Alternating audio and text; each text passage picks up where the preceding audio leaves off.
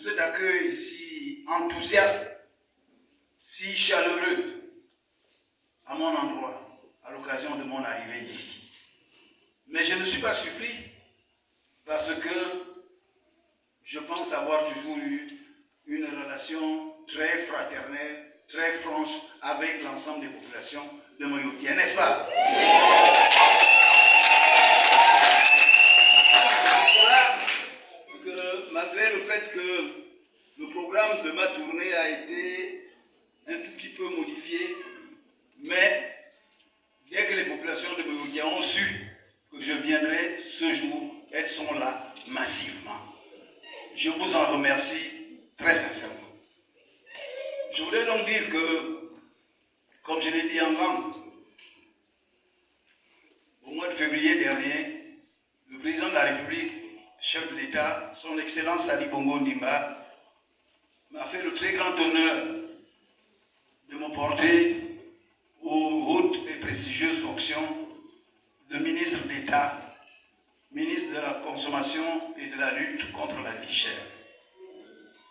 Voilà les nouveaux habits dans lesquels je me présente ici à Moyotiens.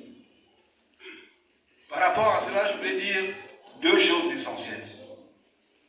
D'abord, vous dire que au moment où le chef de l'État a remanié le gouvernement, il a pris aussi l'initiative d'appeler à une concertation politique des partis politiques de l'opposition et de la majorité pour faire en sorte que les lendemains électoraux dans notre pays soient apaisés.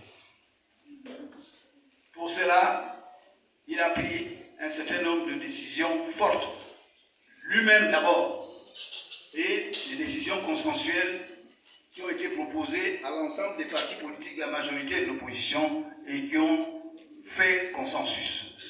Mais la décision la plus emblématique sur la concertation qui a eu lieu a été la décision, je dis bien la décision, du président Ali Bongo Ondimba, sans aucune pression, de réduire la durée du mandat présidentiel.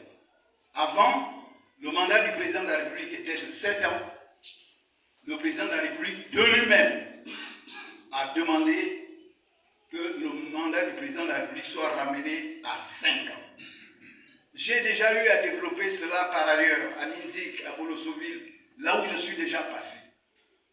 J'ai dit que, à ma connaissance, et je crois quand même connaître un tout petit peu l'histoire africaine, sinon l'histoire du monde, il n'y a pas beaucoup d'exemples où un chef de l'État en fonction, sans pression aucune, décide de réduire volontairement la durée du mandat présidentiel.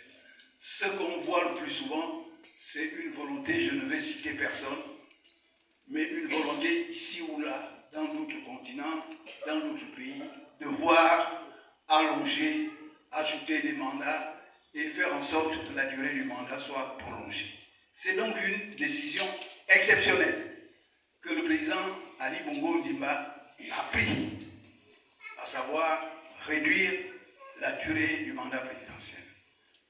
En réduisant le mandat présidentiel à 5 ans, cela veut dire que tous les 5 ans, ce mandat va être renouvelé, ce qui met une pression supplémentaire aux détenteurs du pouvoir pour qu'ils travaillent intensément pendant cette période de 5 ans.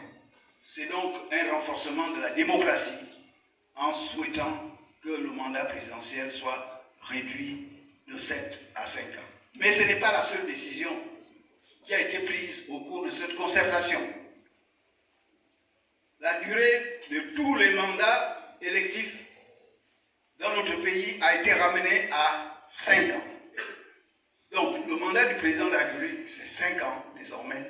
Le mandat des députés, c'est 5 ans. Le mandat des sénateurs, c'est 5 ans. Le mandat des conseils départementaux et municipaux, c'est 5 ans. Ensuite, il y a ce que les gens doivent s'efforcer de bien comprendre. Il y a une volonté d'harmonisation Harmoniser, c'est dans le sens de faire qu'on ne passe pas l'essentiel du temps au cours d'une année à aller aux élections. Il faut avoir un temps pour les élections. Il faut aussi avoir un temps pour travailler, pour la production, pour que notre pays se développe. Voilà pourquoi, en cette année 2023, je vous le dis ici à Mayoukiel, nous allons connaître des élections générales. Les élections générales, ça veut dire qu'au cours de cette seule année 2023, il y aura les élections présidentielles, il y aura les élections législatives et il y aura l'élection des conseils municipaux et départementaux. Ce qui fait qu'on ne peut pas vous dire encore à quelle date exacte chacune de ces élections va se dérouler, mais elles vont se dérouler au cours de l'année 2023. Voilà pourquoi je suis venu. Là, je prends ma veste de militant du Parti démocratique gabonais. C'est-à-dire qu'il faut se préparer. Il faut se préparer. Parce que organiser ou prendre part à une élection, c'est une chose. Mais organiser ou prendre part à 3 élections au cours de la même année, ça suppose une somme de travail colossale. Il faut donc que les militants, les organes du parti, même si je parle en républicain, mais je n'oublie pas que je suis au Parti démocratique gabonais, il faut que le parti se mette d'abord en ordre de bataille pour bien préparer ces élections. Voilà des éléments importants de la concertation qui a eu lieu à Libreville autour du chef de l'État. Et d'autres conséquences en découlent. Désormais, les élections dans notre pays seront des élections à un tour. Vous m'entendez bien? Un tour. Celui qui arrive en tête, s'il s'agit des élections uninominales comme les élections des députés, celui qui sort en tête, c'est celui qui gagne. Il n'y a plus de deuxième tour. Tout ceci va dans le sens de réduire les coûts des élections. Parce que si on passe le temps à ne faire que des élections, un premier tour, un deuxième tour, un troisième tour, parce qu'on a remis en cause tel électoraux, nous risquons de passer l'essentiel de l'année à ne faire que des élections. Or, il faut que le pays se développe. Vous avez besoin d'écoles, n'est-ce pas? Vous avez besoin de dispensaires, n'est-ce pas? Vous avez besoin de routes. Et je peux énumérer tous les besoins que le pays voudrait exprimer. Voilà pourquoi les élections à un tour, c'est une manière habile que la concertation politique a trouvée pour réduire le coût des élections dans notre pays. Il y a aussi beaucoup d'autres raisons, je ne vais pas m'étendre, parce qu'il y a beaucoup de raisons qui peuvent être évoquées. Voilà ce message que je voulais délivrer sur ce plan. Le deuxième plan sur lequel je vais délivrer le message, c'est que, à la suite de la formation du gouvernement, le président de la République, chef de l'État, vous avez suivi, je sais que la majorité ont suivi toutes les informations, c'est assis sur la vie chère, c'est-à-dire les recommandations qui ont d'abord été auxquelles j'ai l'obligation d'assister. Et ce conseil interministériel va, entre autres, c'est pour cela qu'aujourd'hui, je ne vais pas attendre pour avoir un certain nombre de décisions importantes. Si je prends le problème du transport, est-ce qu'il est normal pour aller vendre des bananes ou du manioc, on passe par 15 ou 20 contrôles? Donc, ces contrôles, nous allons les examiner. S'il va en rester, il en restera quelques-uns, mais une bonne partie pourra être supprimée. Je peux également vous donner, si vous prenez le taxi à Libreville aujourd'hui, quel est le prix du taxi auquel vous pouvez savoir? Si vous êtes ici, on dit c'est 100 francs, là c'est 200 francs, là c'est 600 francs. Il n'y a plus de prix qui soit reconnu. Si vous allez dans un magasin à Libreville ou ailleurs, vous faites une opportune des magasins, vous allez constater qu'une telle marchandise, tel telle ou telle marchandise coûte tel prix ici. Quelques mètres plus loin, vous entrez dans un autre magasin, la même marchandise est vendue à un autre prix. Est-ce que c'est normal? Non. Donc voilà quelques éléments qui vont être approfondis par le gouvernement pour que les décisions soient prises avec pour objectif de réduire la vie chère. Le panier de la ménagère est trop impacté. Lors des assises provinciales, nous avons identifié 5 grands domaines où souffre le panier de la ménagère. Nous avons vu que près de la plupart des sommes d'argent dont peut disposer un ménage sont consacrées à l'alimentation et à la restauration, en deux, au logement, emploi, transport, en quatre, aux problèmes d'école et d'hôpitaux, de l'hospitalisation, des frais scolaires, et ensuite, le cinquième grand problème, la parafiscalité et la fiscalité. Ce qui fait que voilà les éléments sur lesquels les assises sur la vie chère ont planché, et je vous rassure que des décisions fortes à partir des prochains conseils de ministres vont être annoncées. Voilà donc pourquoi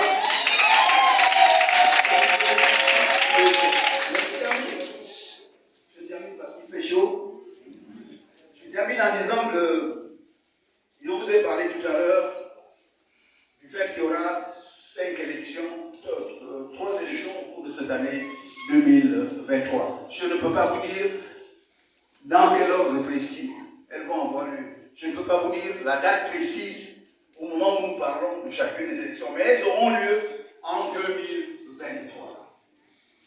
Mais ce sur quoi j'insiste, c'est que l'élection la plus importante de toutes, c'est l'élection du président de la République. N'est-ce pas? C'est l'élection du président de la République. Parce que si le président de la République est élu confortablement, et il doit l'être, il aura le temps de s'occuper de tous les autres problèmes. C'est pour cela que ici, à Moyotière, et de manière générale dans la province du Haut-Lendem, il faut que nous apportions une victoire cash au président Ali Bongo Ondimba, n'est-ce pas?